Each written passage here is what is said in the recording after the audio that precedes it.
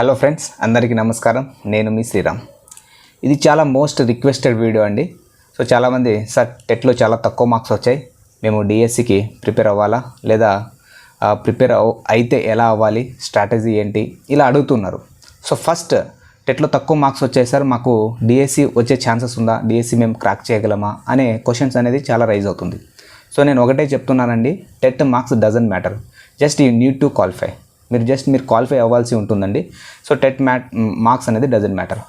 But కాకపోతే మీరు TET marks తక్కువ వచ్చాయంటే మీరు చదవడంలో లోపం ఉంది. సో మీరు ఫస్ట్ ఏం చేయాలి, మీ స్ట్రాటజీని చేంజ్ చేయాలి. మీరు చదవడం ఇంకా కొంచెం పెంచాలి, కంఫర్ట్ జోన్ నుంచి బయటికి రావాలి. సో జస్ట్ నేను 3 hours చదువుతాను, 4 hours చదువుతానంటే కుదరదండి. ఇది డిఎస్సి హెవీ కాంపిటీషన్ ఉంటుంది, ఓకేనా. సో ఫస్ట్ మీరు టైం టేబుల్ ఫాలో అవ్వాలి, టైం టేబుల్ సెట్ చేసుకోవాలి, దాని ప్రకారం మీరు ప్రిపేర్ అవ్వాలి. పర్ డే మినిమం ఎంత లేదన్నా 8 hours to 10 hours చదవాలి.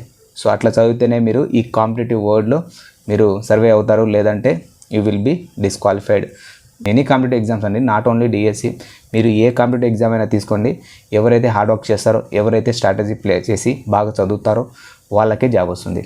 సో ఫస్ట్ ఆఫ్ ఆల్ మనము టెట్ మార్క్స్ ఎంత వస్తే మనకు డిఎస్సిలో ఎన్ని మార్క్స్ కలుపుతారు అనేది తెలుసుకున్నాం, అంటే టెట్ వెయిటేజ్ తెలుసుకున్నాం.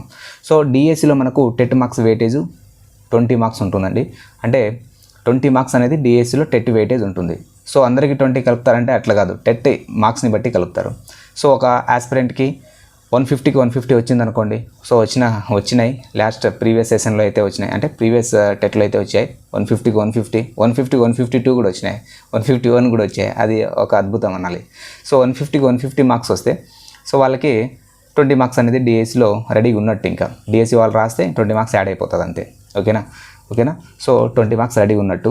75 వచ్చింది అనుకోండి, 10 marks. అంటే దీన్ని బట్టి మీకు ఏమర్థమవుతుంది, 7.5 మార్క్కి, సో 7.5 మార్క్స్కి 1 మార్క్ మీకు డిఎస్సిలో యాడ్ అవుతుంది. అట్లా మీరు కాల్కులేట్ చేసుకోండి. 7.5 మార్క్స్కి 1 మార్క్ డిఎస్సిలో యాడ్ అవుతాయి. మీకు వచ్చిన మార్క్ని బట్టి మీకు డిఎస్సిలో ఎన్ని మార్కులు వెయిటేజ్ ఉందో మీరు కాల్కులేషన్ చేసుకోండి.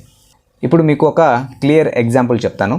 సో ఆస్పిరెంట్ ఏ, ఆస్పిరెంట్ బి, సో ఇద్దరు క్యాండిడేట్ని తీసుకొని వాళ్ళ యొక్క మార్క్స్తో, వాళ్ళకి వెయిటేజ్తో మనము క్లియర్ ఎగ్జాంపుల్ చెప్తాను. సో ఆస్పిరెంట్ ఏకి టెట్లో 90 marks వచ్చాయి, ఎగ్జాంపుల్ చెప్తున్నా, ఓకేనా. ఆస్పిరెంట్ ఏకి టెట్లో 90 marks వచ్చాయి. ఆస్పిరెంట్ బికి టెట్లో 120 marks వచ్చాయి. 120 marks అంటే 30 marks ఎక్కువ వచ్చాయి. సో ఇప్పుడు ఆస్పిరెంట్ ఏకి డిఎస్సిలో వెయిటేజ్ ఎంత ఉంటుంది, 90 marks అంటే 12 marks వెయిటేజ్ ఉంటుంది.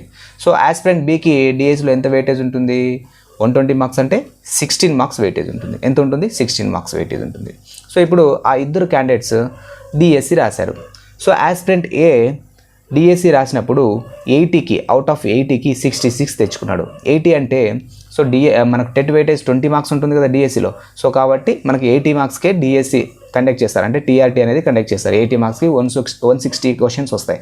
సో 160 questionsకి మనం 80 marks, each question carries half mark.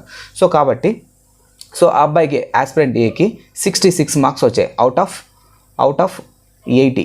So 80కి 66 వచ్చాయి. సో ఈ అబ్బాయికి ఆస్పిరెంట్ బికి అవుట్ ఆఫ్ 80కి 16 వచ్చాయి.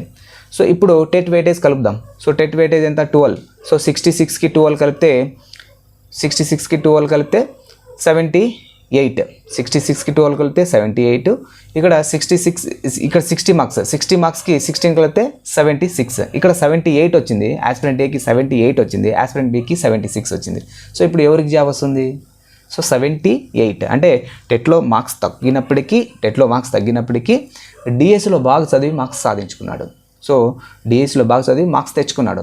సో కాబట్టి డిఎస్సిలో మార్క్స్ సాధించుకున్నాడు కాబట్టి ఈ అబ్బాయికి జాబ్ వస్తుంది. టెట్లో ఈ అబ్బాయికి ఎక్కువ మార్కులు వచ్చినప్పటికీ డిఎస్సిలో సరిగా చదవలేదు, మార్క్స్ రాలేదు. సో ఆ అబ్బాయికి మార్కులు అనేవి తగ్గిపోయాయి. టెట్లో ఎక్కువ ఉన్నప్పటికీ డిఎస్సిలో జాబ్ రాలేదు. సో ఇదే ఎగ్జాంపుల్ అండి. సో టెట్లో తక్కువ మార్కులు ఉంటే జాబ్ రాదు, ఎక్కువ మార్కులు ఉంటే జాబ్ వస్తుంది అనేది అది అపోహ. మీరు చదవాలి, మీరు కాన్ఫిడెంట్గా ఉండాలి, అంతే. కాన్ఫిడెంట్గా ఉంటే ఆటోమేటిక్గా మీరు జాబ్ అంటే లైక్ మీకు ప్రిపరేషన్ బట్టి మీకు జాబ్ అనేది వచ్చేస్తుంది, ఓకే. సో ఈ ఎగ్జాంపుల్ మీకు అర్థమైంది అనుకుంటా. సో ఈ విధంగా సో టెట్ మార్క్స్ అనేది doesn't matter, just you have to focus on DSC. So మీరు డిఎస్సి పైన ఫోకస్ చేయవలసి ఉంటుంది. సో ఈ ఎగ్జాంపుల్ అదేవిధంగా నేను చెప్పిన ఇన్ఫర్మేషన్ మీకు నచ్చినట్లయితే లైక్ చేయండి, అదేవిధంగా షేర్ చేయండి, సబ్స్క్రైబ్ చేయడం మాత్రం మర్చిపోకండి. Thank you.